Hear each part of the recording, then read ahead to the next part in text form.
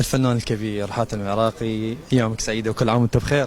كل عام وانتم بخير وايامكم سعيده، وان شاء الله عيد المبارك على كل اهلنا وكل ناسنا وبغدادنا الحبيبه وعراقنا جميعا. ان شاء الله دوم افراح وسعاده ومسرات وحفلات، ويكون هذا الشعب دائما فرحان لان يستاهل الفرحه ويستاهل كل حب ان شاء الله.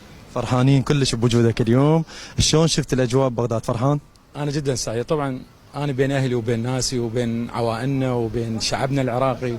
انا جدا سعيد وفرحان لان راح اكون بعيد بغدادي جميل، راح يكون اجمل واجمل لاني ببغداد. طيب استاذ حاتم، مثل هيك حفلات مشاركه فنانين عرب، فنانين عراقيين، الى اي مدى يخلي الفن يتقدم؟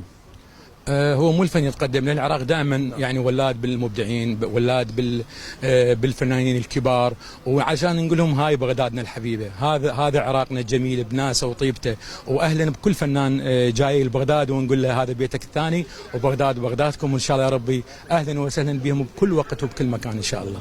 سؤال اخير، انت تعبان، اريد اقول سؤال افتراضي، لو عندك عصا سحريه، 3 شغلات اللي تتمناها، شنو تتمنى؟ أنا تمنيت أمنية بين أغني بين الناس وبين أهلي ببغداد، وتحققت هاي الأمنية، وإن شاء الله نتحقق الأمنيات ونغني بكل عراقنا وبكل محافظات العراق إن شاء الله. شكرا جزيلا. شكرا لكم، شكرا مشاهير العراق، أنا أحبكم وهواية، شكرا.